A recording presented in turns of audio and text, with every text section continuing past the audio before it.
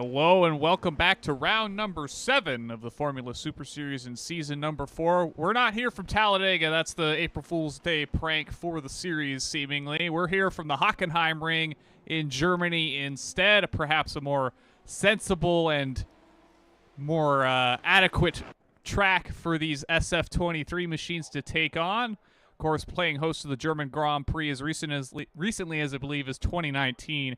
If not a little later than that. Of course, that was a very wet race, if I recall correctly. Number of cars went off in the arena section in particular and into those outside retaining walls. Sophie, this is quite the distinct track as it's relatively flat and has a lot of very, very low-speed corners, particularly in that arena section. And let's not forget about that hairpin at the end of the back straightaway. Yes, this is a track that can definitely be trying for those who are in the championship battle, like a Logan Edwards who is hoping at some of those tricky corners like that hairpin that his championship doesn't come undone. Like, say, a Sebastian Vettel in, I believe it was 2018 when he had the, in that very wet weather race here, went off in the stadium section. Currently, we are moving into qualifying, Jacob, that sets the field for the sprint race. Yeah, we're actually riding outboard with Logan Edwards. He's offered us an April Fool's Day prank of his own. He's sporting a Blue Album Weezer scheme here. So we've just all been Weezered. You can thank Mr. Edwards for that one. We're working our way with him towards that stadium section here. We're going to watch as he hooks through the right-hander here. Little grab of the brake there, but not a ton. You see good use of the runoff on the exit there, and this is really one of the hardest corners on the track in this left-hander here, Sophie. Yes, it's really hard to get the power down. I saw a lot of the Eclipse cars kind of struggling with grip through that section. Logan Edwards takes it very clean. One of the parts where the track does undulate a little bit, and he's no longer in the garage. He is doing his first flying lap now. Yeah, and here he comes through turn number 1, and we'll ride on board with him for his first of 3 flying laps here in the Formula Super Series. He currently stands as the points leader, which we'll cover in a moment's time once qualifying concludes, or gets close to its conclusion, rather. It's him and Titus Sherlock at the top of the standings. So Sherlock making a valiant effort last week at the Red Bull Ring in the very wet conditions. Was able to make up a decent bit of ground in the lineup there. Be followed up by a number of Eclipse competition machines behind him in those point standings as we watch Edwards navigate towards the left-hander here before we start trundling towards the arena section. Yeah, Logan Edwards has not gotten a win this series yet. He is the points leader. He is 2014 Ryan Newman right now, largely because of a lot of the chaos involving his championship competitors, really, with from the Eclipse competition machine. A lot of them getting in incidents, getting involved in a lot of the chaos. And Logan Edwards, just been, other than the opening round in Miami, has consistently been finishing in the top 5. And that has really worked out for him.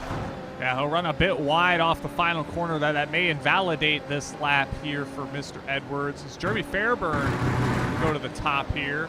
Edwards' lap does remain valid, so that's a close call for him. He'll try to improve on that on lap 2 here. Currently just 0.04 of a second separating those two. We'll hop outboard here and cover the point standings as we kind of settle into qualifying here now that we're kind of discussing them. And we'll look at the driver's standings here. It is Logan Edwards leading Titus Sherlock by 10 points.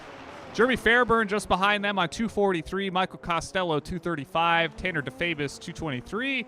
Byron Daly, Pedro Mojica, Drew Such spread by about 7 points apiece. Zach Falm, just another 2 back. Siefker on 129. That's, what, 5 cars separated by 10 points? That could swing a number of ways as we get into the rest of the season here with just a couple of rounds remaining.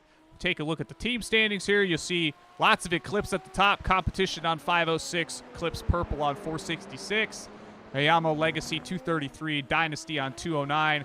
PDFR on 207. Turn 3 on 157. Team Watson Racing 143.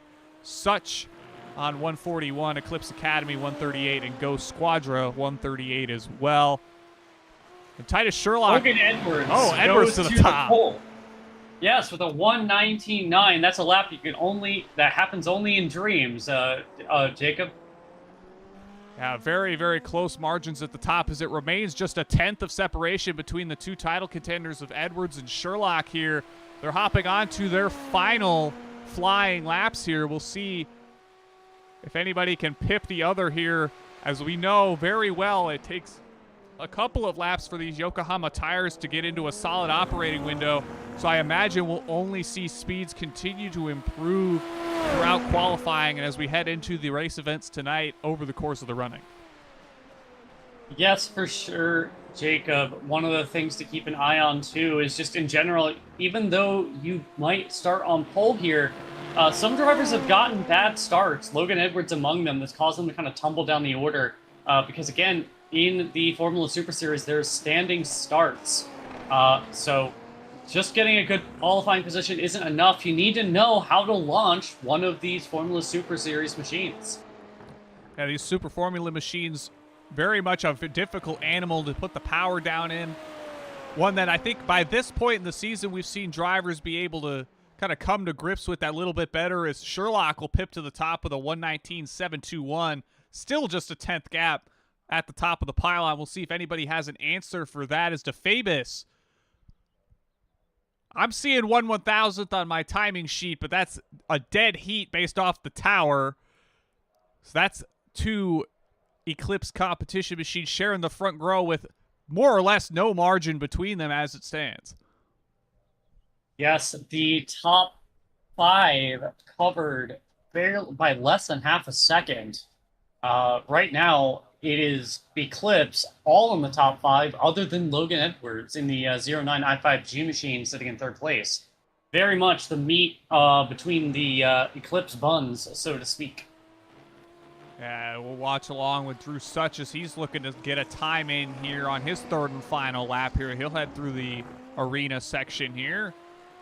Get that SF23 machine around the final couple corners here. And the tricky part about this track is kind of those final couple corners through the stadium section. It's easy to kind of grab a little bit too much of the outer edge of the track in a lot of those and invalidate your time. As Such will put down a lap that's good enough for 10th here as it stands.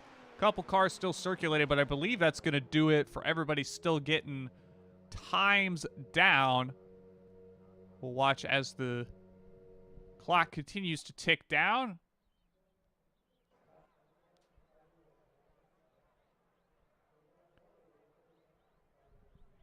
The top 3 separated by less than a 10th of a second, Jacob. This is an incredibly competitive field right now. So be curious to see, again, the launch at the start really going to make a difference, and it's going to make it very difficult to pass here. Currently, Cody Claiborne is on his final flying lap, I believe.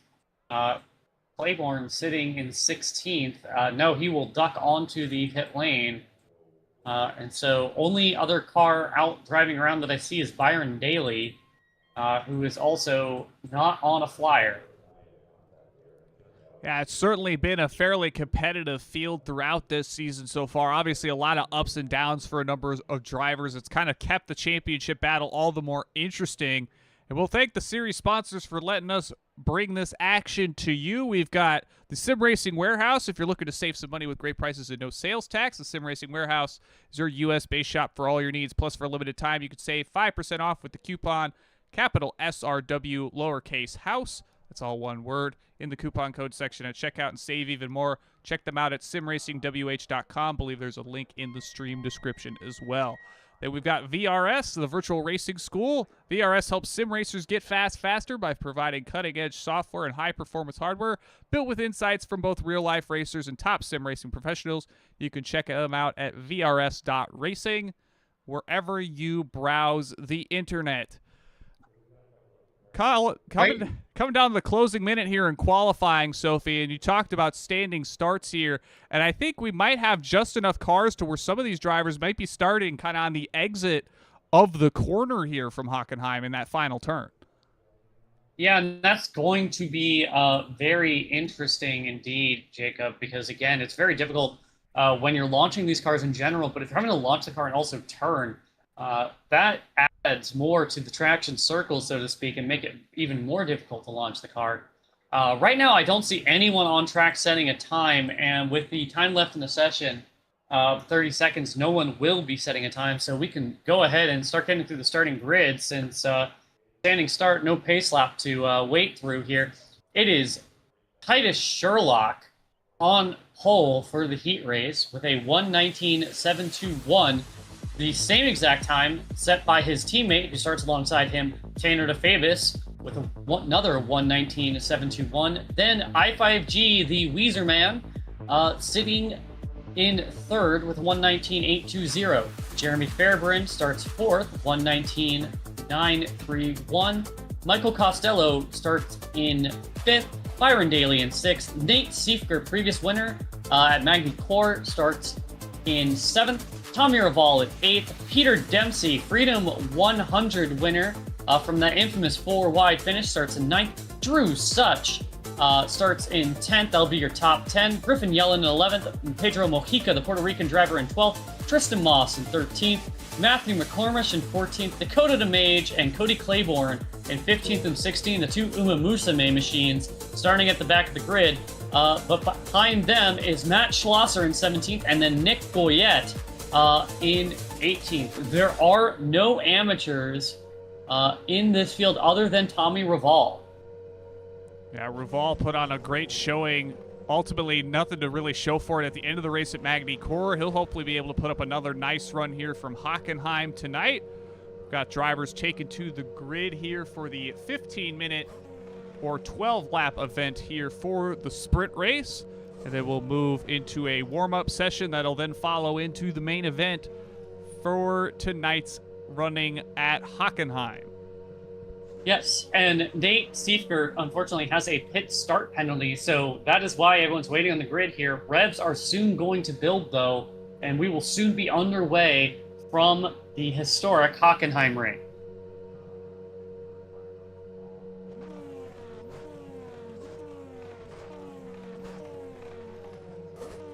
Just over 20 seconds before we get lights out. And no, I don't believe the grid is long enough that there will be a rounding that corner there, Jacob. So everyone in the back of the field will be launching from a straight line. So revs will soon be building in just a few moments.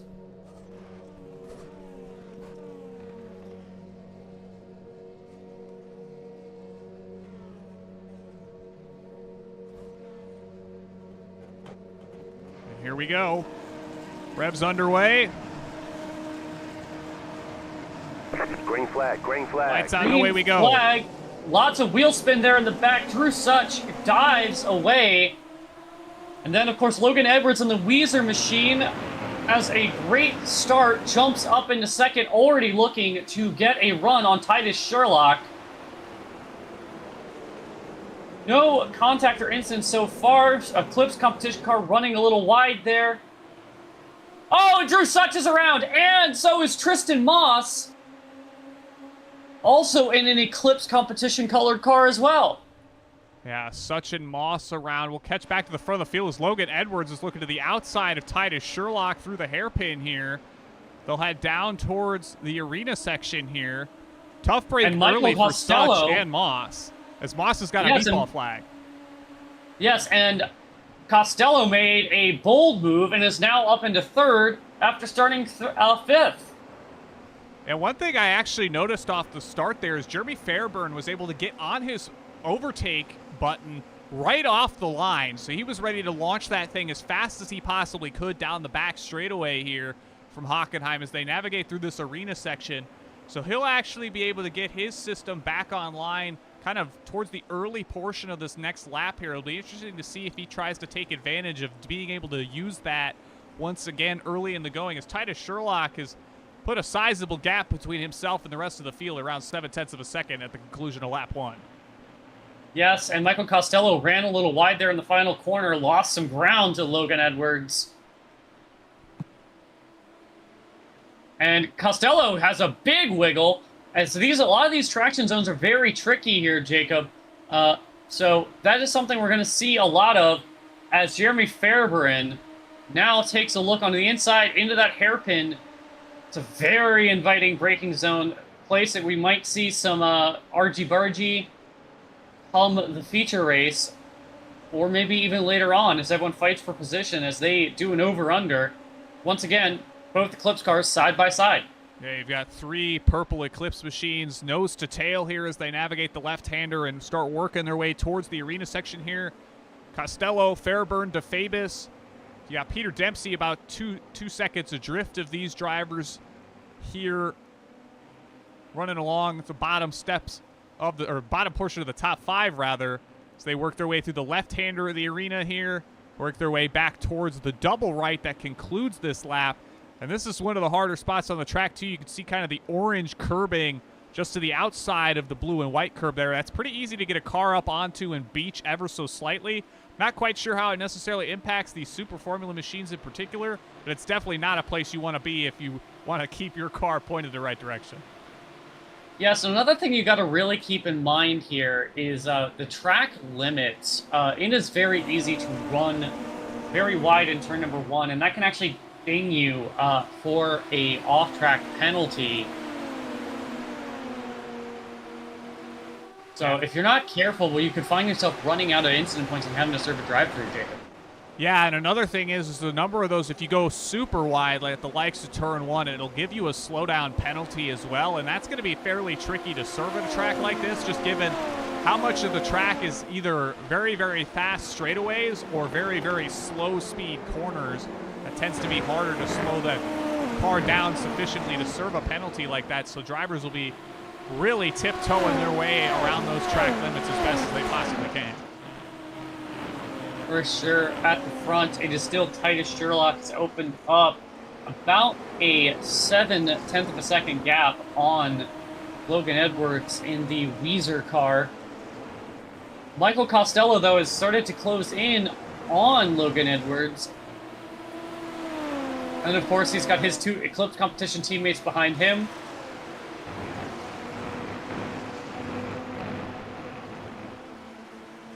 You see 5 cars within about 2 seconds of each other. Sherlock down to DeFabis. Closest group on track. Get the gaps up on screen, see just kind of how things are developing deeper in the field. You've got Tommy Ruval under attack from Dakota DeMage for the last spot in the top 10 here. Ruval, of course, the only AM driver in the field tonight, so he'll get a decent points haul as a result in that championship. Michael Costello goes purple that last lap by, Jacob. Sorry, you can finish your... I just wanted to note that he is all over the back of Logan Edwards after going purple. Yeah, Ruval will be passed by DeMage for 10th through the hairpin there. They'll work their way towards the left-hander that kind of starts the run to the arena section here. And then we'll hop back up to that battle as... Actually, oh, Ruval! Schlosser made contact through the left-hander. That'll send Schlosser around Ruval with heavy damage. Not sure. Yeah, Ruval's sprint is definitely done after that. Yeah, he's up in the air. Schlosser will get going, but he's also got a meatball flag. We'll see if he comes down to the pit lane right now. Car looks to be driving relatively straight still for him. Tough break for both of those drivers as they were working in the bottom portion of the top 10 there. Yeah, and it's just so easy to have a mistake like that. I mean, it was just some light contact, and that's enough in these machines to really just damage the suspension. A consistent theme that we have seen this season is just the slightest bit of contact, and that a corner of the car just folds up. So you need to really give the competitors around you space if you're looking to make it to the end of one of these things. Costello looking on the inside of Edwards. Edwards ran wide in the hairpin, probably saw the Eclipse machine in the mirrors and possibly just decided, I'm going to give that car as much space as possible. Costello sends it in a spot you normally wouldn't try to pass, and now he has the second spot, which aids Titus Sherlock in his championship battle here, as that reduces the amount of points Logan Edwards makes. Yeah, that damage will take Schlosser Ruval out. Costello moves up to second with a bold move in that left-hander that kind of starts our run towards this arena section here that we're working through now. As we see Tanner DeFabis get into the back of Edwards now. We'll see if he can start to make a charge here as we get to the midway point of the sprint here. Yes, it's been an action-packed sprint race, obviously with the heartbreak for some of the competitors here. One of the things to highlight here, currently in 10th place is Dakota DeMage. Kind of running all on his own, but if he finishes in that position, he will be starting on pole for the feature, as there is a reverse grid for those new to the series. In the feature race, if you finish 10th in the sprint, you start on pole. If you win the sprint, you start in 10th place. Jeremy Fairburn, DeFabis takes a look in the hairpin, move Logan Edwards down further into 4th place. And I think Edwards is just looking to put together a points haul here that he can hang tough on in this championship fight. Obviously, these Eclipse cars greater in number by a dramatic amount here, as we've got 4 inside the top 5 here. Edwards, the lone driver not on that roster. Certainly sticking it up to the big dogs here in the Formula Super Series, that's for certain. Yeah, but a thing to keep in mind for Logan Edwards is that the person he's battling for the championship is currently leading the race. He's not really putting up much of a strong defense. The sprint race doesn't pay out as much, but he does have the advantage that he will start further up the field than those Eclipse competition machines come to feature. Yeah, we have seen kind of that initial charge through the opening lap catch these Eclipse cars out on occasion through the early stages. We saw it particularly at the likes of the Red Bull Ring and Magny Corin just a couple weeks gone by. What happened to Peter Dempsey? Sorry to cut off there. Peter Dempsey's currently in the pit lane with a meatball, and all the left side of that car ripped off of it. We'll see if we can find... We've caught back to Dempsey actually out on the course. We'll see what happens here as he navigates the left-hander here through towards the arena section. He's got I believe that's a Benson Hedges Jordan-inspired livery on that. Yes, it is. And he just, Byron Daly with nowhere to go as well. The tough luck for Byron Daly just continues this season. Oh my goodness. Yeah, we're catching them heading towards the arena section here. Dempsey will run wide all the way out into the sand trap. Daly trying to stay as far away, seeing that Dempsey's going to have to rejoin the course, and Dempsey slides straight across right in front of Daly. That'll fold up all the wheels on both of those SF23s. Actually, it looks like Dempsey might have the left side still on there, but that's not going to do him any favors as he's turned his car into a bicycle here. We'll hop back to the front of the field as Michael Costello goes purple again in that second spot. 1:20.876. That's 0.8 faster than Titus Sherlock at the point. This race is not over yet. No, it is not. We have a whole 5 more minutes to go as we just ticked into that 10-minute mark. So Costello clearly got the bit between his teeth and trying to find a way around his teammate possibly. We'll watch them navigate towards the hairpin here, come off. Costello within 0.3 of a second on Sherlock. Sherlock will pull out a bit of a gap here off that hairpin. They'll work their way towards the left-hander here. That Costello made that move on Edwards just a couple laps ago. Here they come towards the arena section. Yeah, so this is where Dempsey had his troubles. They both hop over the blue curb onto the green, into the hairpin stadium section, out onto the final couple of corners here.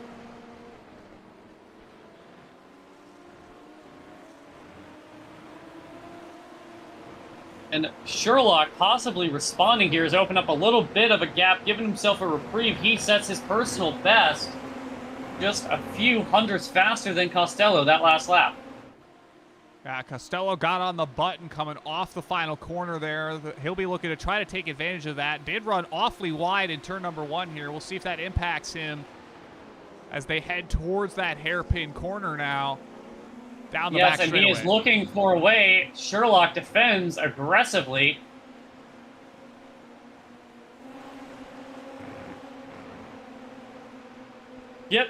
Costello tries to get the switch back there, but can't get the power down because he took a real big pounding of that inside curb. And now into the stadium section, Costello trying to find any way around here as they go through these little switchbacks here. And here they come towards the arena again. That's allowed Tanner DeFabis to close in all the closer on his 2 teammates ahead here. Drew Such has recovered to 10th. We'll give him his props for making a solid recovery drive following the earlier incident involving him. Obviously, a number of drivers experiencing heavier attrition with damage here, but nonetheless, he's been able to piece together a solid run there. Edwards will get on the button here as they head towards turn number 1. All of the drivers taking heavy use of that exit curve. Yeah, Costello again runs wide. Sherlock did not using the button, possibly trying to save it, maybe use it a little bit more defensively as compared to Costello. As they head into this hairpin section, again, runs that defensive line. Costello and their teammates, whoa! Little dicey there. Would not be the first time. Oh, they made contact! They make contact. Logan Edwards is in second. It's happened again! It's happened again, Jacob. An Eclipse competition car hits another Eclipse car. Yeah, DeFabis on Costello just trying to... I think DeFabis was trying to look for a gap in the middle there and then went to the inside once they kind of settled out there. And ultimately, the two cars will make contact. Heavy damage to the number 5 machine for Tanner DeFabis. Costello looks to be at least a little bit better for wear out of the two of them. They're going to have to nurse those injured SF23s to the line as we've got a little over a minute remaining in the session. Yes, and this is a big part of why Logan Edwards has been such a challenger in this championship. It's because of moments like that.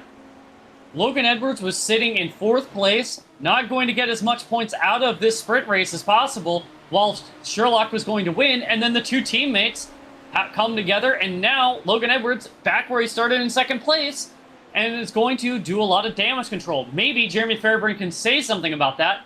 Fairburn's pretty close, but we are near the end of the sprint race. It still remains the closest battle on the track between Sherlock, Edwards, and Fairburn. All cars covered by around 2 seconds here still. After all of the fighting that we've seen, that gap's stayed steady between the lead group of cars here around that 2-second marker. So not very easy to gain time, but very, very quick to lose here around Hockenheim.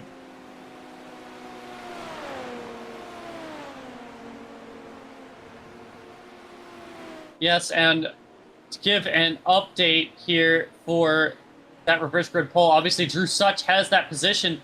He's currently closing in on Nick Goyette in the 9th position, so he might get a few extra points and start alongside on the front row rather than in the reverse grid pole. Yeah, it'll be interesting to see if he even gets the opportunity, as Goyette's going to run a little wide through the left-hander there as they head towards the arena section here. Session goes checkered this time around due to the clock running out, so we'll see where Such follows in here. He'll follow Goyette into the left-handers here of the arena section. Goyette runs a little wide once again. A little out of the groove there, but he'll work his way towards the right-handers now. Double right here. Keeps it nice and tidy for both drivers working their way at the bottom portion of the top 10. And they'll finish 9th and 10th. Yeah, it will be Such in 10th, and Goyette in 9th will be the reverse grid front row. Yeah, so the results from the sprint, it'll be Sherlock, Edwards, Fairburn, Costello, DeFabis, Siefker, McComish, DeMage, Goyette, Such, Cody Claiborne, and Pedro Mojica. Last of the car still moving at the end of this thing as we experience 6 drivers retiring out from the sprint race. They'll hopefully get to rebound in the main event and maybe have a bit better go of things when they've got more time, more laps to play with here. Maybe keeping that in the back of their heads as they look to haul as many points out of this one as they can. Yes, we're now moving into the 5-minute warm-up between sessions. So, Jacob, why don't you tell everyone once again about the fantastic organizations that help make all of this possible? Yeah, we've got the Sim Racing Warehouse. If you're looking to save money with great prices and no sales tax, the Sim Racing Warehouse is your US-based shop for all your needs. Plus, for a limited time, you can save with a 5% off coupon. Type in capital SRW lowercase house. That's all one word. In the coupon code section on checkout and save even more. Check them out at simracingwh.com or the link in the description. VRS, the virtual racing school, helps sim racers get fast faster by providing cutting-edge software and high-performance hardware. Built with insights from both real-life racers and top sim racing professionals, check them out at vrs.racing, wherever you browse the internet. And we're working through the warm-up session here, and this is going to give these drivers an opportunity to just log some additional laps, get a feel for maybe how the cars are going to experience cold tires here. There may be a slight weather change from the sprint to the feature here. We'll maybe get a better feel for that as well. Track usage, all those various variables that play into everything that goes on here at Hockenheim. Yeah, so we're currently working through the the warm-up for the race here.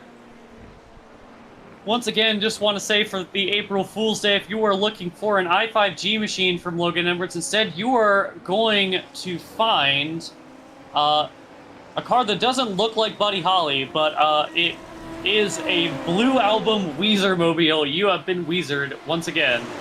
Excellent. Logan Edwards' April Fool's Day scheme game is always on point. Yes, of course, the famous creator of the Orable Red Ball livery that donned the Gateway or Worldwide Technology Raceway last year for April Fool's Day. He's come back with an all-time classic in the Blue Album Weezer SF23 here. We'll see. That'll be one to look forward to every year, as if Logan Edwards can continue his run of form with April Fool's Day schemes. Yes, and I wonder who runs that Red Bull Orable paint right now, Jacob. Well, I think they might be here in the midst of us right now, as Edwards will opt to park that SF23 off the course. He's likely going to maybe re-grid it. There he goes from the pit lane. Fortunately, toes are instant in the warm-up session here. He doesn't have to wait around for that machine to get put back in his pit stall. He'll come off the pit lane here. We'll see what's going on with Drew Such. Of course, he'll be the pole sitter for the main event after finishing 10th in the sprint. He's looking to the outside. I believe that's going to be Titus Sherlock there. Oh, he'll go around. Yes, and then he goes around. He'll go around, quite violently snapping around there over the curb. As we move towards the final moments of this warm-up. So, in the final minute here or so, Matthew McCormish in that golf-inspired livery, currently ducking into pit lane, maybe doing some pit stop practice here. There are pit stops in the feature race, Jacob, as you know.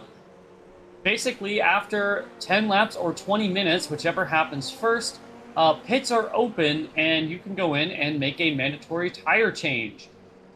You have to change tires here. One of the things we've noted is that it takes a while for the tires to warm up, so there is a bit of a strategy on some of these tracks of when you want to take that tire, when you want to slow yourself down by taking on those cold tires.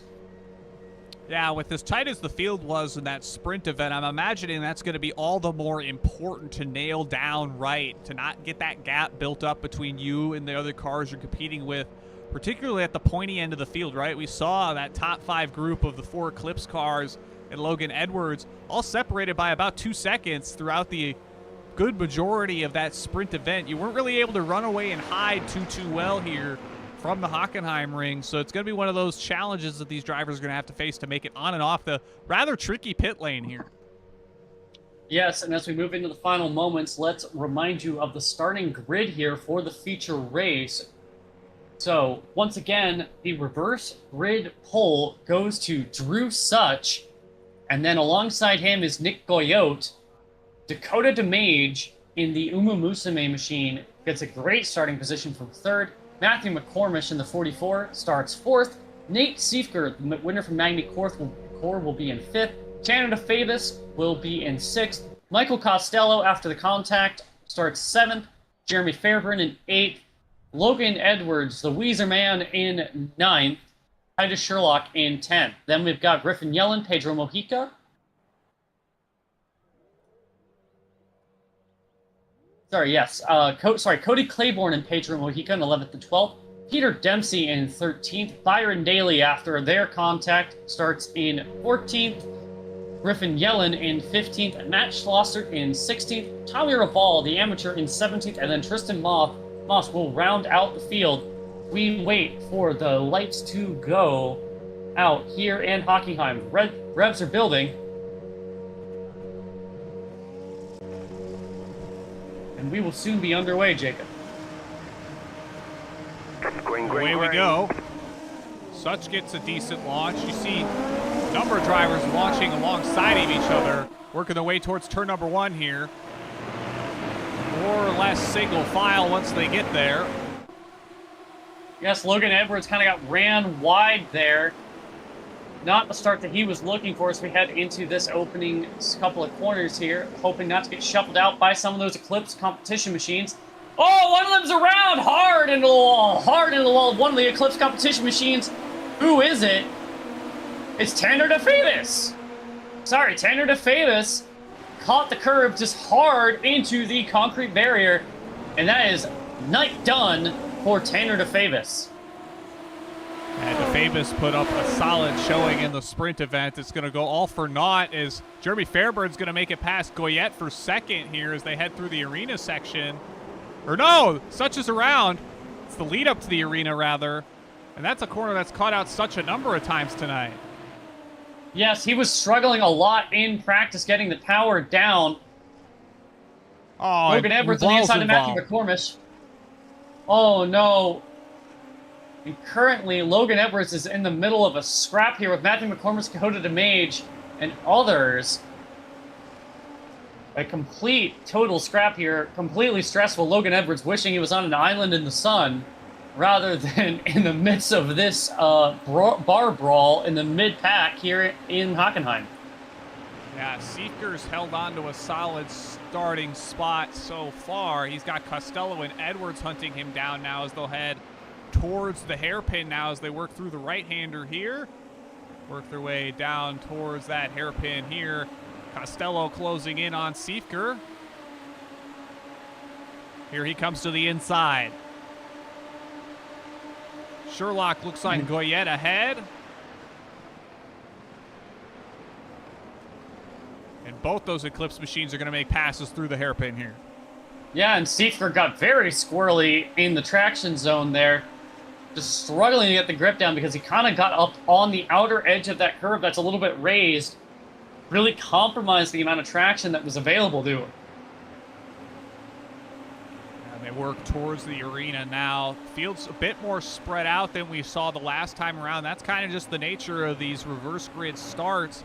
Is it's going to be drivers that can work their way fastest to the front that are going to be able to capitalize here as Logan Edwards looks to the outside of Nate Seeker through the arena section here. We'll see. Another Eclipse machine, this one of Kristen Moss, just got off the track in the stadium section and into the wall. He is towed. Night done for Tristan Moss. Yeah, so it'll be 4 cars in the pit lane with meatball flags at the very least. Costello goes purple that time by with a 121.413 as Logan Edwards looks to try to work on Nate Seeker for the 5th spot here.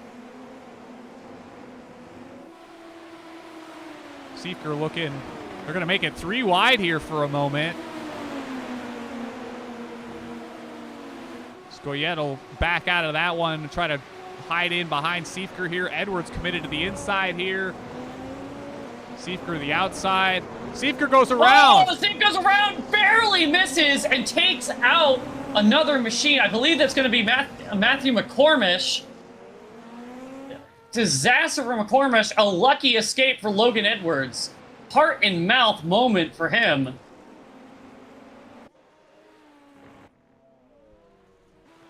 I think everybody's going to make it through that one aside from Seeker. Very fortunate for all those other drivers involved or in the area there to make it through that as Seeker went all the way from the outer edge of the runoff there across the entire track as he couldn't get the power down in that traction zone off the hairpin.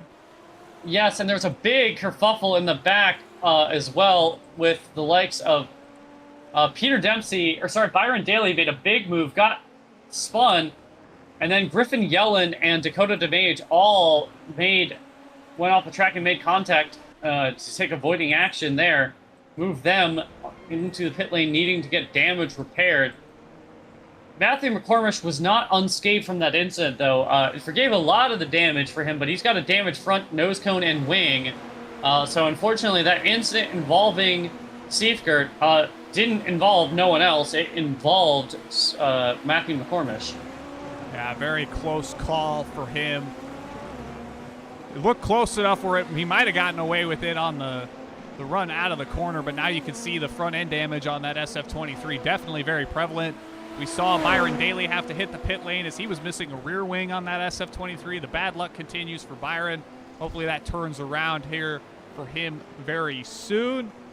Peter Dempsey has worked his way up to the 5th spot. He's about 3 seconds adrift, 3.5 seconds adrift rather, from Logan Edwards, who runs 4th.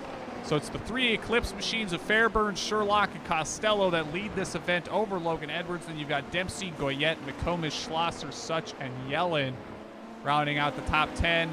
Dakota DeMage, Cody Claiborne, Byron Daly, all still moving. Daly in the pit lane repairing damage, I believe. Nate Siefker in the pit lane with a meatball flag. Moss, Mojica, DeFabus, Ruval, all either doing the same or have punched out of the session tonight. Yes, and Griffin Yellen in pit lane getting damage repaired. He does not have a meatball. He will have to do an additional tire stop as we have not hit the pit open point. So not able to hang on with the damage as it was, and that will unfortunately set Griffin further back. Yeah, Drew Such made the pass on Matt Schlosser for 8th. That moves him up another one. He'll be hunting down Matthew McComish with that injured SF23 on the front end of it here shortly. See that 44 machine enter the shot briefly there as they work their way left-hander here, and Such goes around again, same corner. Yes, and this time he hits a wall, gets a bunch of front-end damage. You can now see some of the internals, the shock reservoirs, all of that. That is big damage, likely wheel damage for Drew Such. So he is going to have to pit, and he just finds an alternate way to Alt F4 out of this one. We'll hop back to the battle for the lead here, or rather the podium places that are all occupied by these Eclipse machines. Fairburn, Sherlock, Costello. The gap between all three about 2.5. Logan Edwards sits about 4.5 adrift from leader Jeremy Fairburn.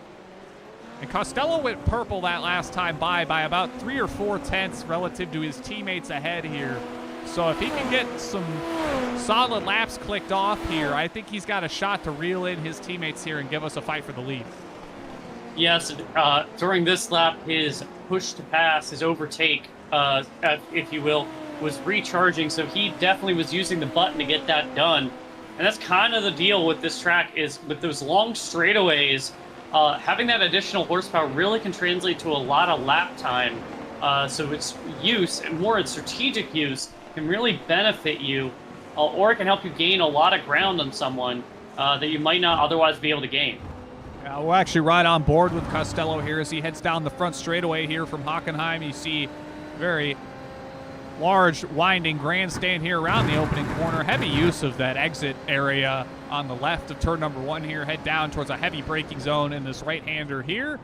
And then work the power down the back straightaway here towards that very tricky hairpin that we saw catch Nate Siefker out just a couple laps ago. Here he is on that overtake button. Yes, he is using it on one of the longest straights on the track. He's then going to have that additional horsepower boost coming off the corner. Might need to be a little careful here, getting the power down.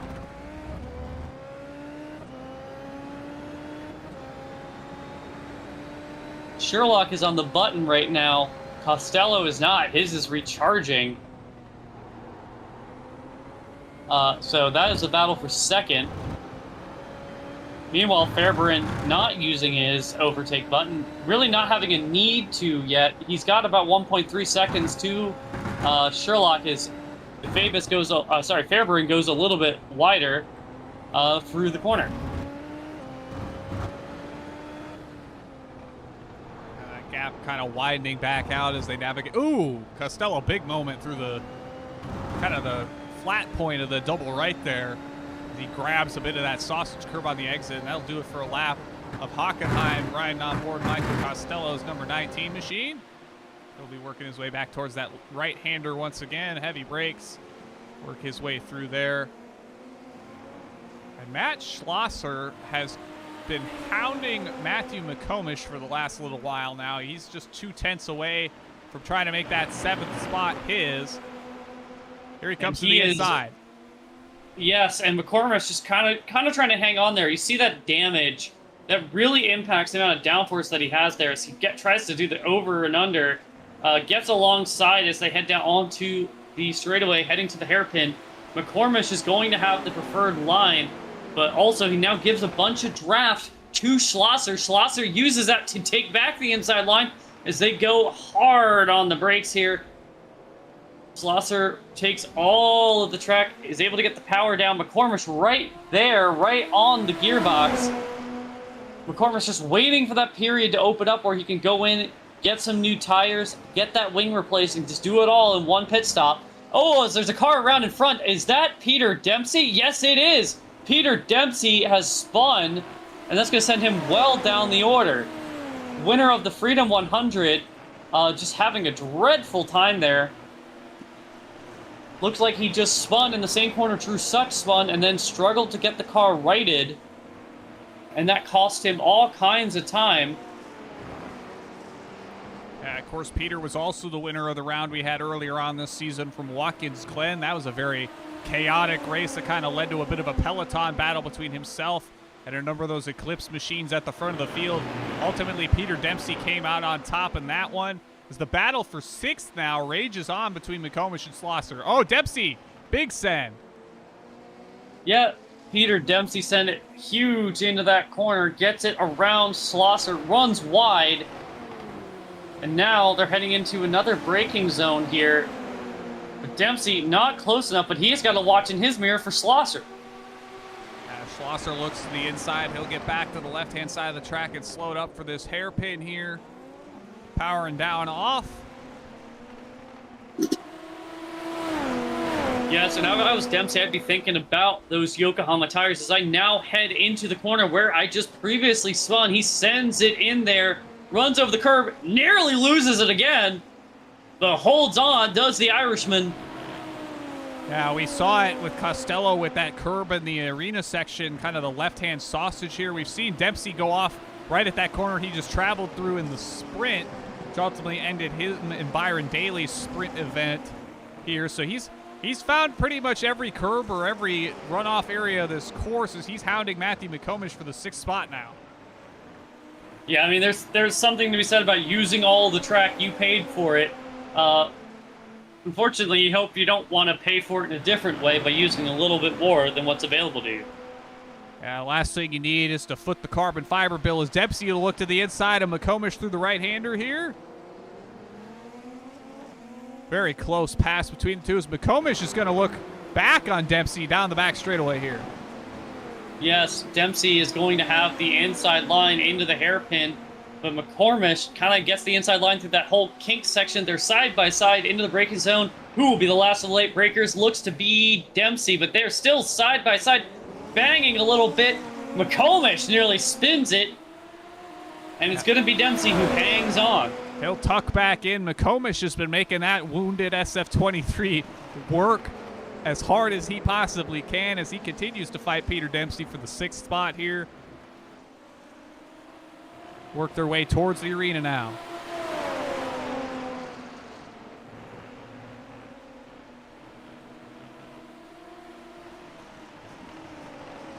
Costello once again, goes Michael purple. Costello. Yes, once again, he sets the fastest lap of the race with 126.47. Another driver setting fast lap times is Logan Edwards, just a few tenths slower that lap, and he is in the draft range, really benefiting from Costello pulling him around on some of those longer straightaways, and that's going to help kind of tighten up that top 4. Then it's a massive gap of 15 seconds back to Nick Goyette in the 5th position. Good run for Goyette, really keeping his nose clean, doing what he needs to do. staying out of trouble and ultimately capitalizing, but he's got Peter Dempsey in hot pursuit. Dempsey looking to make up for what previously has happened to him. Matthew McCormish now has relinquished the positions that he was fighting over and is now sitting in 8th. It looks like the And pit he lane looks- must have opened that last time by, as Schlosser and McComish came down the pit lane that last time around, so that might explain at least some of that exchange for them. Yes, and now McCormish has an unwounded SF machine here. So curious to see, he was making it really work for him early on. Be curious to see what he's able to do now that he has a fully functional front wing and nose cone. Yeah, one thing we kind of caught towards the end of, or well, the last couple laps here is Titus Sherlock has been able to kind of reel in Jeremy Fairburn a good bit here. Sits around 0.6 of a second away. He'll close in the hairpin briefly. As Fairburn will get the exit, work their way towards that left-hander that kicks off the run down to the arena section here. And this is going to be interesting to see, is they're basically running identical lap times between the two of them. That last time by separated by just 8 thousandths, both running 120.8 and change. We'll see if that continues to be the case or if there's going to be some inroads that either of these drivers make either towards or away from each other. Yes, as both drivers run wide in the entrance to the arena section. Really giving it everything that they have here.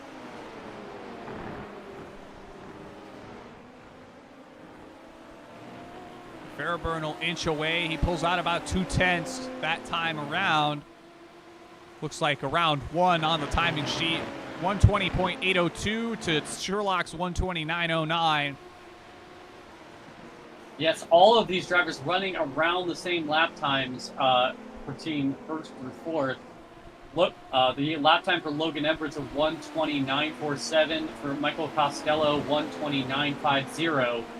So everyone running around the same pace, and that's why really they're not making inroads. The gaps are really staying consistent. Basically everyone under a 4-second gap here. We had caught one of the other Eclipse machines and Cody Claiborne having off one of those last couple laps, I believe was the lap prior to the previous one, through the early portion of the arena section. He runs along in 10th, 1 lap down now. He'll be looking to nurse that machine as best as he possibly can to the finish. And that's Yes, kind of been the name of the game tonight, Sophie, is just trying to keep your car pointed the right direction. Yes, and I don't believe that's an Eclipse competition machine. I believe that is a Malamo Esports Umamusume team. So Cody Claiborne not yet taking it to the glue factory, but still hanging on. Gotta tip the hat to him, not giving up, because we have seen a lot of drivers make mistakes here, like the likes of Peter Dempsey. Tanner DeFabis has obviously made a critical error. Countless others have just made mistakes and found themselves in the wall, so could easily gain a few more positions if others drop out. Yeah, my apologies. I'm staring at too many purple cars, I think, at this rate. There's a lot of them at the front of this field as Fairburn leads Sherlock and Costello in those purple Eclipse machines. And then you got Logan Edwards running along in 4th ahead of Nick Goyette. Peter Dempsey's made it back up to the 6th spot ahead of Matt Schlosser. Matthew McComish runs along in 8th ahead of Dakota Mage. And Cody Claiborne rounds out the cars out on the track still. 18 started. We've got 10 rolling around the course still as we get a little past the halfway mark now. Yes, the gap out at the front has been pretty stable between the likes of Jeremy Fairburn. Really, it ultimately is who was able to get through the hectic start here with the reverse grid pole fastest, and that was Jeremy Fairburn, who was really penalized by that contact from his teammate Michael Costello in terms of his track position during the sprint. And that put him further up the field and meant he had fewer cars to cut through once the grid reversed. Yeah, and they're catching lap traffic here. That's Matthew McComish just ahead there. Of course, he had to repair a little bit of damage following an incident he was involved in. Was Nate Siefker struggled to get the power down off the hairpin earlier on in this event. He's still nursing that machine around. Obviously, he's got it repaired as it wasn't too much damage on the front end of that SF23 for McComish, but he'll be put under the microscope here as he's got Jeremy Fairburn and Titus Sherlock closing in.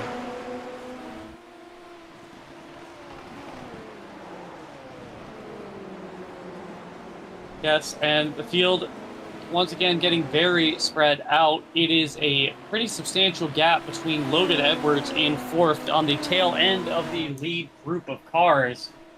And then it's a whole 22 seconds back to fifth place in Nick Goyette. The Umumusame machines of Dakota DeMage and Cody Claiborne are 9th and 10th, and they are a lap down. Matthew McComish now also has gone a lap down, currently in between Michael Costello and Logan Edwards. One of the things to keep in mind with these Super Formula machines is they are very aero sensitive. Being behind another car can really hold you up, and that's why we see Matthew McComish just kind of pull over, let Logan Edwards through, but that kind of really allowed the gap to open up there. Logan Edwards just had to basically wait through those last couple of corners, given the dirty air. Yeah, and another thing to point out is just how many of these corners at Hockenheim are very, very low speed. Obviously, we've kind of got that arcing sweeper that leads us up to this hairpin as we watch Edwards head towards that hairpin now. But, you know, you've got this heavy braking zone hairpin. You got a lot of heavy braking zones, very low speed corners through the arena section here. And there's not a ton of opportunity for that aerodynamic benefit to really show itself here.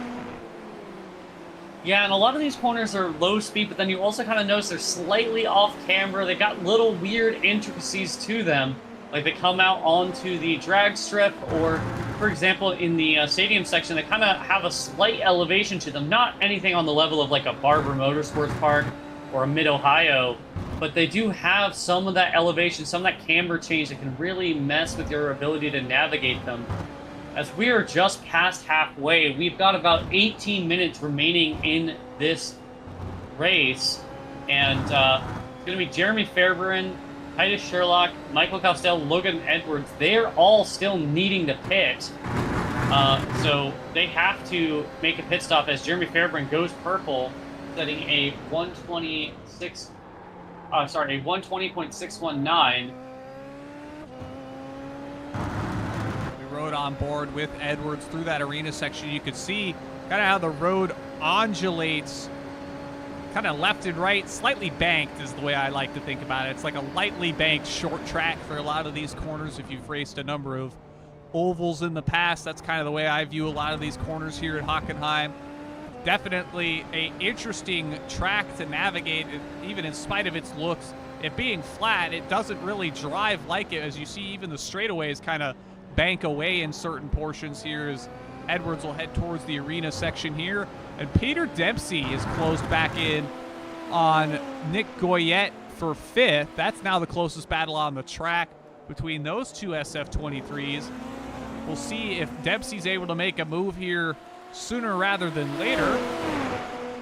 Yeah, so we've seen Dempsey make some big sends here as they're heading towards the arena section, currently going through the spot where Dempsey made his previous error that put him back further in the field. The team nearly loses it coming off the corner as they head into the stadium section where he and Byron Daly had their issues in the sprint race.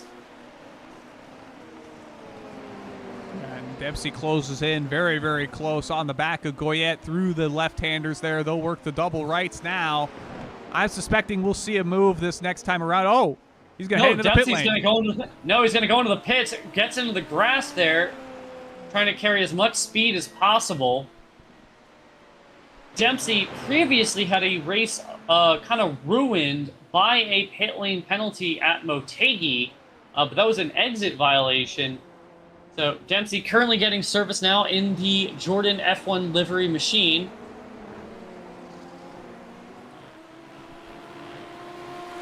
And again, none of our leaders have blinked yet when it comes to getting their tires changed.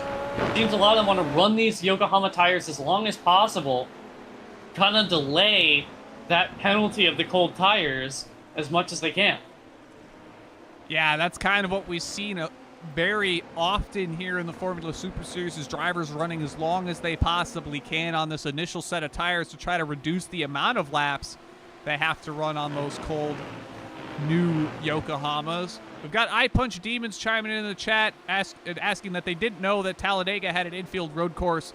It does if you've played NASCAR Thunder. I remember driving that one a good bit back in Thunder 2003, but no. Unfortunately, we are not at the Talladega Superspeedway. We are at the Hockenheimring here in Germany. The league administrators playing a bit of an April Fool's Day prank here on us, yanking our chain, saying that they're going to run Talladega here. Although it would be cool if we could see somehow a Talladega road courses. They used to have one for a time. They might still use it for certain things, but not of anything national level or otherwise. As we've ridden along with Titus Sherlock here for the last lap and a half here, as they work their way through the left-hander here towards the stadium section here. You see up on the roll hoop, heading towards that right-hander that really kicks off the stadium section proper. Yes, and another game that had a fictional Talladega infield road course was the old EA NASCAR games. I remember the very buggy AI of NASCAR 08 driving that Talladega infield mythical course there. So,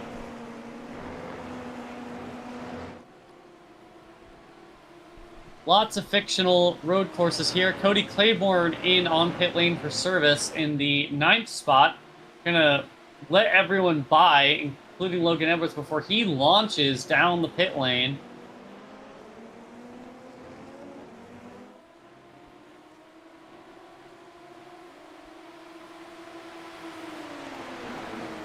Continuing to ride outboard with Sherlock, as he's the closest thing in terms of on-track battling we've got going on right now.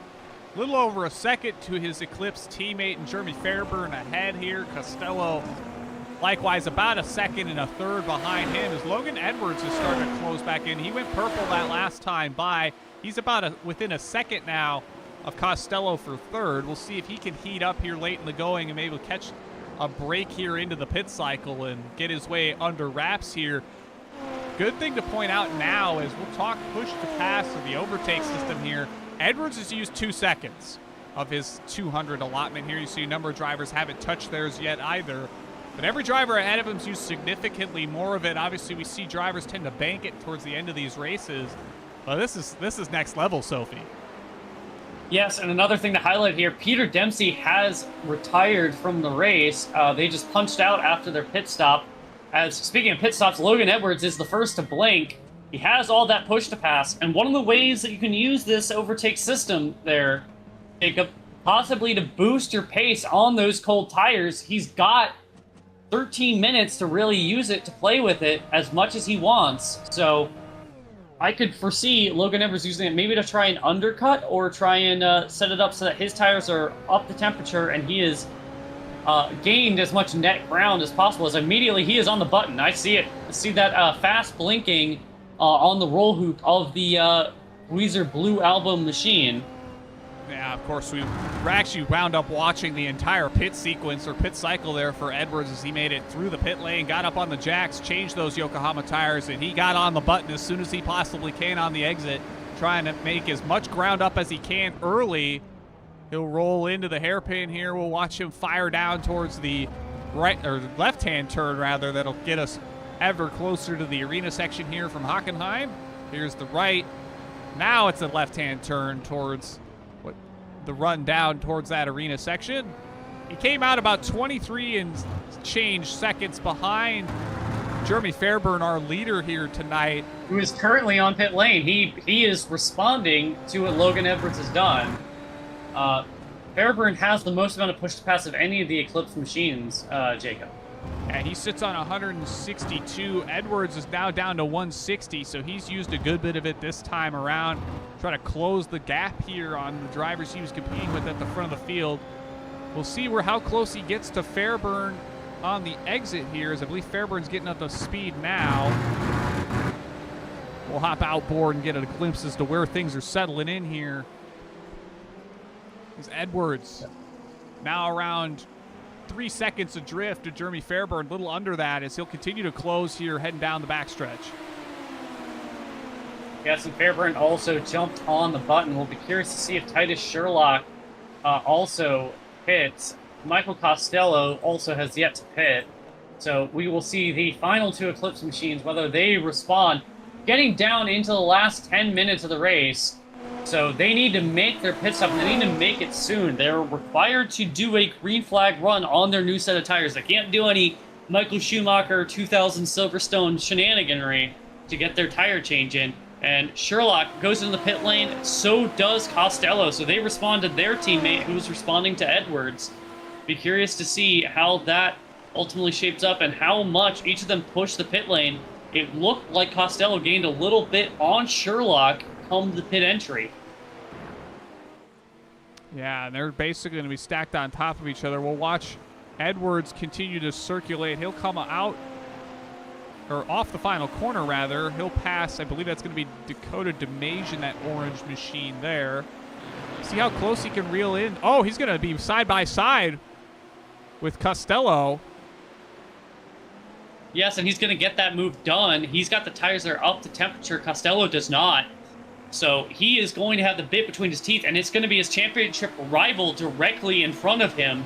So Logan Edwards may be trying to possibly make up some ground here, but he's got to watch out for Costello, who's on not on the button, but definitely in a position to try and maybe send one down the inside come the hairpin.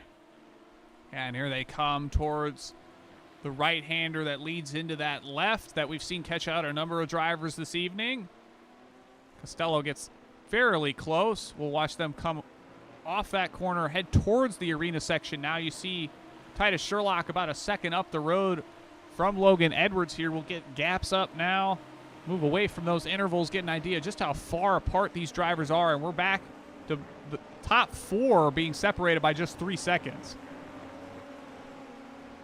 Yes, it's going to be another one of these knockdown, drag-out fights in the top four here in the Formula Super Series.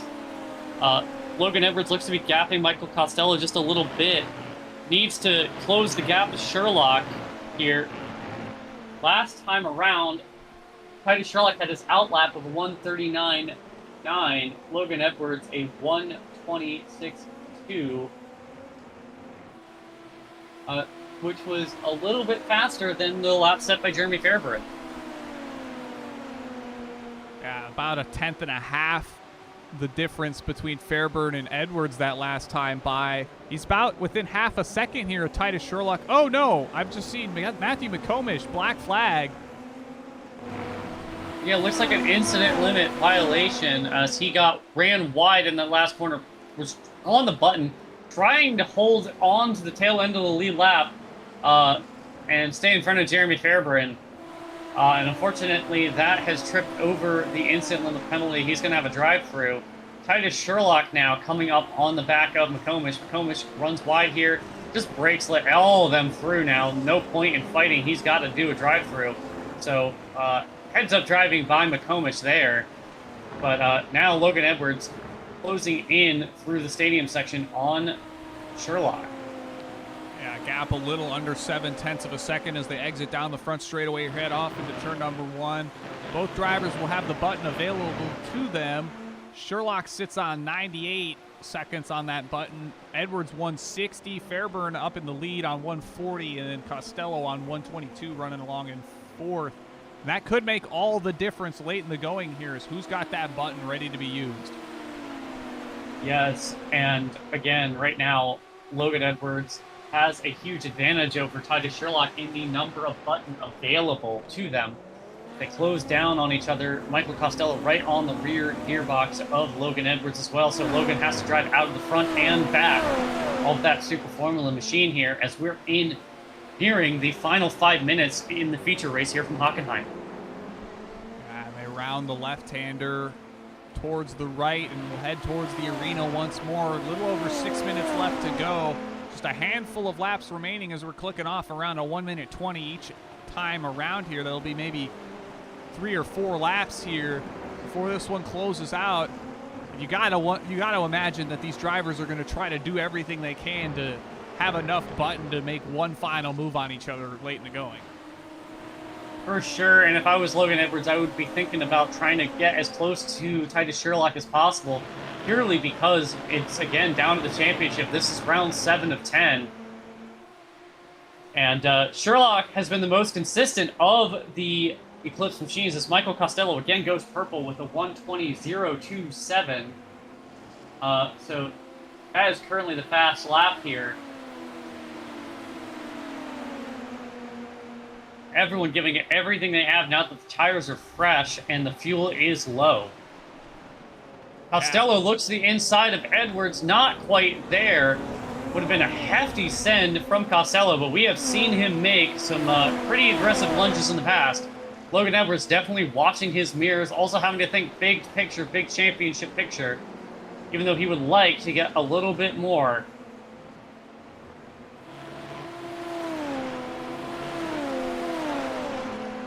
Once again, Jeremy Fairburn is your leader as we come into the final 5 minutes of this feature race.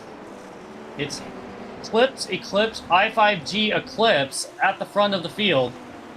Then, sitting in 5th is Nick Goyette, a long way back in a Malamo Esports machine. And he has got Matt Schlosser for position, just 1.5 seconds back, so there is some battles yet to be decided here. The main one is going to be between Logan Edwards and Michael Costello. Yeah, Edwards holds on to the final podium spot here as both Fairburn and Sherlock will get on the button here this go around, as will Edwards and Costello. Everybody opting to use it this time around. They know the laps are clicking away. Yes, and Edwards still has the push-to-pass advantage. Costello goes for the big lunge. Logan Edwards gives him plenty of room. Costello spins. Possibly a bit too aggressive of a send, had too much entry speed, lost the rear, and he's going to have to work all the way back. And that cost Logan Edwards a bunch of time, too. I am sure he is a little fuming under that helmet. Well, that could be a saving grace at the same time, too, as he no longer has a super strong bearing down rival in Costello behind him, but that does let championship rival Titus Sherlock build that gap back up just a little bit here as we get to the final 3 minutes here. I don't think we're going to have enough time, barring mistakes from any of these drivers tonight, for anybody to make a final move. No, I don't believe so. So closest battle on the track is going to be that fight between Schlosser and Goyette. And that is still a 1.4 second margin. Titus Sherlock goes purple with finally in the 119s, a 119.9. So that moves him further in front of Logan Edwards, who might just have to settle for third here. Yeah, Sherlock within 1 second of Fairburn for the point here. Just a couple of minutes remaining. It's going to be a very tough sell for him to close in that amount of time this late in the going, but just how fast these cars are lapping around here in Hockenheim. Yes, but as we have seen, anyone can make a mistake. Anything can happen. We've seen incredibly skilled drivers like a Peter Dempsey just lose it in that middle sector. So anything can happen here as we've still got 2 minutes to go in this feature race. This will likely be the white flag lap, possibly, given that we don't necessarily always get notified when it's going to go checkered. Believe we'll get one more after this, as they'll make it possibly. I'm not quite sure.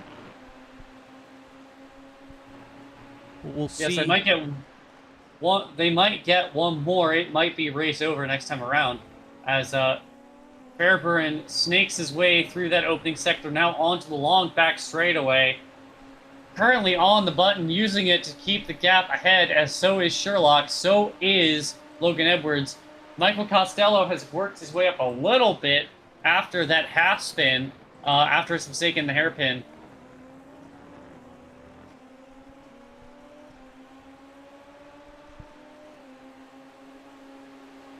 Here they come towards that left-hander that's been troublesome all night long. Sherlock, half a second back from Jeremy Fairburn leading this race.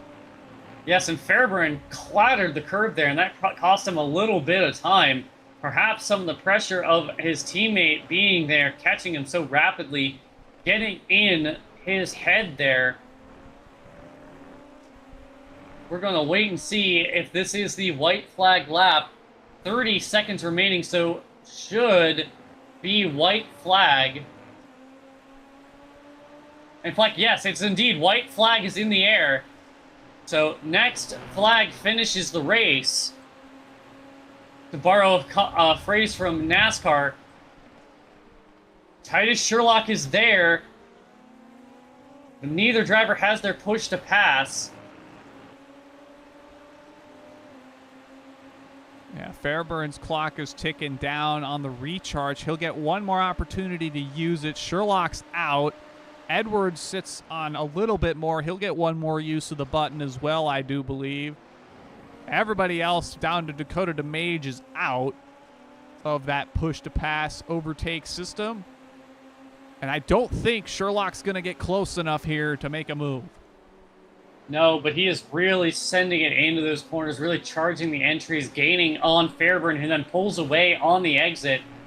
Really just goes to show, as Sherlock went purple again that last lap, the 1:19.6. Really, really trying everything he can to get those additional points for the win. They round the final series of corners. Jeremy Fairburn going to make through the final corner here. He is going to be your winner at Hockenheim. Titus Sherlock going to finish second. Logan Edwards, you've been weezered. He's going to finish P3. Michael Costello going to have to rue that half spin in the hairpin, coming home in fourth. And it's going to be a long wait. A bunch of cars that are lapped down are going to be finishing here first. We're going to have the likes of Dakota DeMage in the Umamusume machine finishing in seventh. Cody Claiborne in ninth. And then Matthew McComish, a valiant and battle-scarred eighth. Before Nick Goyot and Matt Schlosser, who are duking it out right now for the fifth place spot. Nick Goyot has it. Schlosser had made a send, nearly got it. And now they head into the session. Schlosser on the outside through the hairpin. Is he able to get the traction down? Yes, he is. They're alongside through that left-right. Schlosser has to back out of it. He looks again on the outside, runs very wide onto the drag slip. He spins! In desperation, he spins. It's going to be Goyot finishing in fifth. Schlosser, who has under no pressure now to finish because he is the last car on the lead lap, is just going to drag it across the line to finish sixth. Gave it everything he had for that final top five spot, Jacob. He was side by side with Goyet all the way from the right-hander, kind of working their way towards the hairpin. They were duking it out all throughout that final lap, and he tried ever so desperately to get into that fifth-place spot, but will fall just short, particularly with that spin through the final couple of corners. But you can't say he didn't try, and we will salute both of those drivers for giving us quite the show to round out the main event here from Hockenheim. And let's run you through the finishing results here, and we'll get to talk to a number of drivers tonight about their evenings here up on the podium. And we'll start with none other than the winner here tonight. That'll be Jeremy Fairburn over teammate Titus Sherlock. Gap just under half a second here. Titus was pulling out all the stops to try to close that gap, but ultimately comes up just short. Logan Edwards will round out the podium, the lone i5G machine in the top four. Costello for Eclipse following that spin, trying to make the move on Logan Edwards for third, will finish fourth. Nick Goyet, we saw him and Schlosser go back and forth on that final lap. Goyet will come out on top ahead of Schlosser. Dakota DeMage one lap down with Matthew McComish in eighth. Cody Claiborne goes two down, finishes ninth, last car circulating on the course. Peter Dempsey will finish 10th, the first car out this evening. Then you've got the likes of Griffin Yellen, Drew Such, Byron Daly, Nate Siefker, Tristan Moss, Pedro Mojica, Tanner DeFavis, and Tommy Ruval, all out due to incident this evening. And we'll get to talk to the podium finishers here tonight and see what they have to say from a very eventful race here from Hockenheim. Yes, an eventful race indeed. It was, Jacob. I believe Logan Edwards, our third place finisher, already in the waiting area. So we should have our third place finisher up shortly. Yeah, we'll get his car up on the screen here. There's Mr. Edwards. We'll roll on up him into the interview room. We can discover where he is. There we go. Roll him on up here. Logan, Jacob Collins, Sophie Connell, P1 Broadcasting. You got us? I got you. Well, you had to duke it out with Costello. Ultimately, you were able to get ahead of him through the pit strategy here. You had the fresh tires, were able to kind of make the move as he was exiting the pit lane into that right-hander off turn number 1. Kind of walk us through the call to maybe pit a bit earlier than everybody else that ultimately got you up here on the podium tonight. I think it was the lap that I pitted. I saw Costello make a mistake in the kink before the stadium. And it's like, well, this is just going to feed me dirty air. I got to get out of here now. Might as well tank the cold tires, maybe have a little worse rubber at the end, and it paid off. Yeah, it certainly felt like the warm tires were very advantageous given just how close the front of the field wound up bound together here for the bulk of the night. And that's kind of a very tricky situation to navigate at a track like Hockenheim with the very heavy braking zones. We saw a number of drivers kind of tangle, maybe just getting a little too close, a little too eager on the brakes, if you will, get alongside of each other, and maybe even on the throttle pedal and go around and collect other cars. Walk us through maybe some of the things you figured out of navigating the traffic situations here when you had to work in these very tight, confined corners here from Hockenheim. I knew that it's probably not a good idea to put myself in danger for a position pretty much ever. I've kind of built my season on not taking any risks whatsoever, so it's pretty characteristic. I nailed the start decently well. And this track, you don't realize how narrow it is practicing, and then you get on the starting grid, and it's like, oh, this track is pretty narrow. But plenty of room to make decent moves, but it was all about survival. It was all about letting people by, or not letting people by. It was all about just making sure people don't spin their wheels and crash around me or lock up into the side of me, especially in that tricky hairpin. And thanks to all the lap traffic too, because they were helpful. They never got in the way. Yeah, it certainly seemed like a race where if you could keep your car pointed the right direction and out of trouble, you could go a long, long way. And the lap cars kind of working with the lead traffic definitely helps make that a bit easier. Sophie, what do you got for Logan tonight? Well, Logan, I mean, first things first, what is it going to take for you to win one of these things? It feels like you have the pace to run up front, just haven't been able to get that win. But also, what was going through your mind when Michael Costello just sent it super deep and ultimately had a lazy half spin in the hairpin there towards the end of the race? I knew the move wasn't on, but I just got out of the way. And that's pretty simple. And as for what it's going to take to win one of these, maybe having a 110% like all the Eclipse guys do.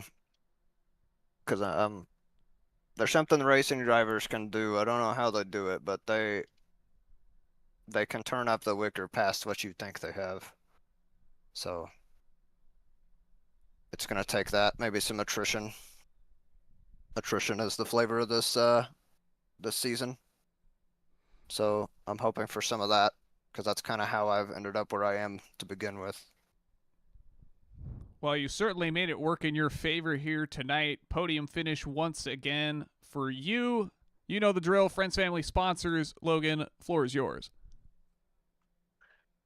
Shout out to Team I5G and all my friends within the iRacing IndyCar community, and of course P1 Broadcasting for putting the show on.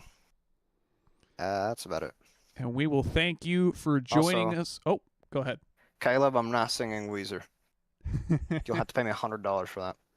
Well, Logan, I was referencing and squeezing in as many of their song titles into this broadcast just for you. Thank you. I was trying to fit some into my interview, but I kind of failed. Well, how about we all go celebrate with some pork and beans tonight, Logan, for your podium finish here. We'll catch you out next week as we take on a familiar track for you in the Indianapolis Road Course next week. All right. See y'all then. That'll do it for third place finisher Logan Edwards from Hockenheim. We'll bring up P2 Titus Sherlock, his championship rival in the 311 machine. Titus, Jacob Collins, Sophie Connell, P1 Broadcasting. You got us? Yep, gotcha. Well, you wound up being the fastest car on track late in the going and were hunting down your teammate Jeremy Fairburn as much as you possibly could, just ultimately coming up about a half second short here tonight.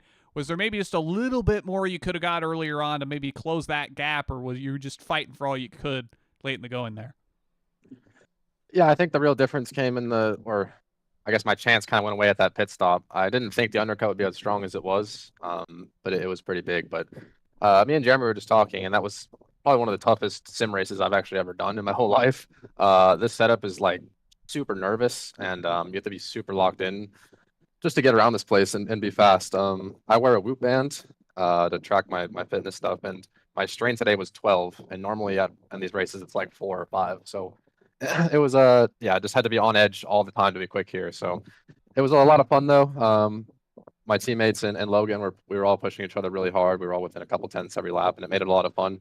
Really had to dig deep, and digging deep on this setup was difficult. You really had to be careful. A little mistake could cost you a lot here, and getting the tires hot was also not good. So it was just riding that fine line of grip was tough, but it was a lot of fun. So yeah, good nights for points as well. So overall, I'm pretty happy. Yeah, it looked like seemingly every driver tonight at least had little slip-ups here or there, if not fairly large ones. We saw a number of drivers struggle to get on power, particularly with the likes of the hairpin, and that left-hander kind of leading up towards the arena section caught out a couple guys as well. And kind of walk us through maybe some of the lower speed corners around here. Obviously, there's a good number of them, but you've got such a long time to kind of set up for them, particularly with that hairpin navigating the long curve. So kind of what do you do to get yourself prepared to enter those zones, as we saw a number of drivers go side by side and have tricky time navigating through there? Yeah, I didn't think the low speed was too bad. I mean, the low speed in this car is always a little tough with the wheel spin. It's quite hard to get power down without wheel spinning, and the diff in this car is quite weird too. Sometimes you do like one wheel peels. Really, for me, it was the high speed, like the turn one, in the last 2 corners. The car was just dancing all over the road, and the second you get on power and start oversteering, and the curbs here are pretty unforgiving as well, especially at turn 1. So that was really where I felt like we were kind of riding kind of like in the rain when you can't dip a wheel off the line. It kind of felt like that. So it was fun, and yeah, the low speed is always tough in this car. I feel like that's similar track to track, but yeah, for me, the high speed was the real difference here today. Well, it certainly got you up into a solid spot to finish here tonight. Sophie, you got anything for Titus? Well, Titus, how nervous were you thinking about the championship when it came to possibly fighting your teammate, Jeremy Fairburn, for the win? Were you thinking, maybe I can take over the points lead, really build up a gap to Logan Edwards, or were you just hoping to just get to the finish line, take the result, and take the little nibbles out of that points lead that you could? No, I was pushing as hard as I possibly could. I don't feel like on driving wise, I don't really feel like I left anything out there. The first stint, I felt like I was quite struggling. I don't really know why, but I was kind of struggling to keep up with Jeremy. I'll kind of use some push to pass to keep up, but then on the second set of tires, the car just came alive for me, which really has happened a couple times this season already. But yeah, it just came alive, and I felt really comfortable, and I was able to push harder.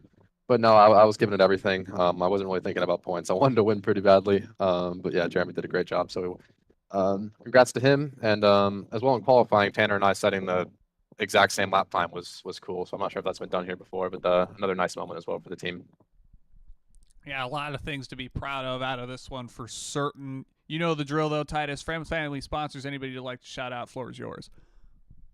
Yeah, of course. As always, Eclipse. I guess maybe it wasn't the most exciting race to watch, but just trading lap times that whole time I was having a lot of fun. That was maybe the most fun I've had in a while. So yeah, really enjoyed it. All of them for putting in the practice for these races, and as well, you know, it's a lot of fun doing the special events with them as well. And then all of the admin team and broadcasting team that makes this whole series go.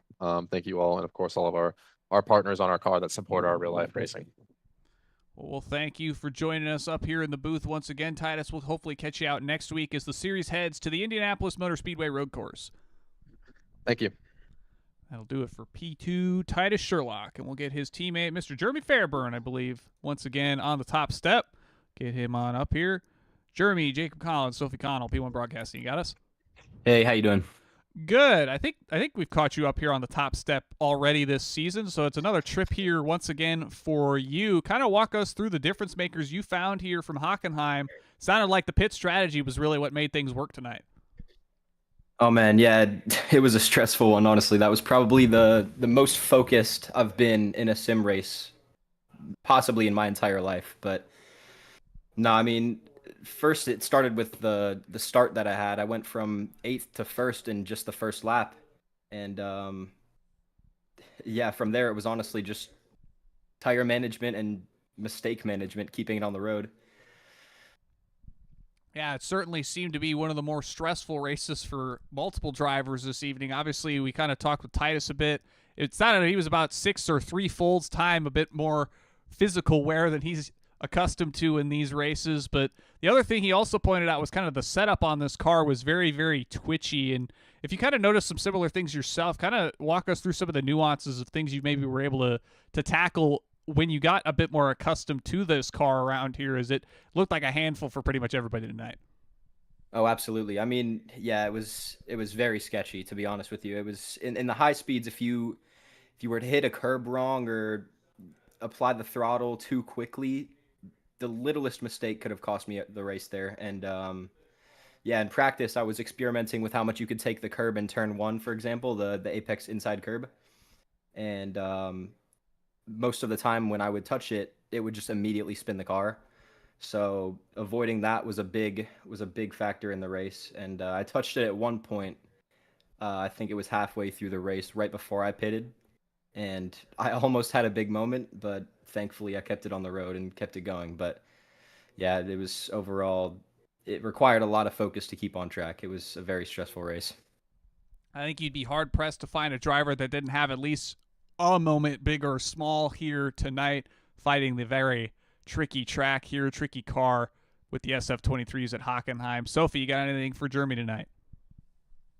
Well, Jeremy, how stressful was it dealing with, you talked about a lot of the stress of just making a mistake yourself, but early in the race, a lot of drivers, including like the likes of Drew Such, kind of dropped the car directly in front of you. How much was going through your mind trying to avoid all of that early chaos that happened? I believe also caught out the likes of Tanner DeFavis, your teammate. How much was going through your mind just trying to dodge and weave your way through all of that and then to find yourself out front? Yeah, it was really just give them as much room as possible. I haven't seen what happened to Tanner. It's super unfortunate, though. I'll have to watch that back. But yeah, it was really just when I saw Drew spin in front of me, it was just give him as much room as possible, stay on the opposite side of the track, and hope he doesn't roll into me. But yeah, it was a fun one. The first lap was super fun. From there, it was just fully focused.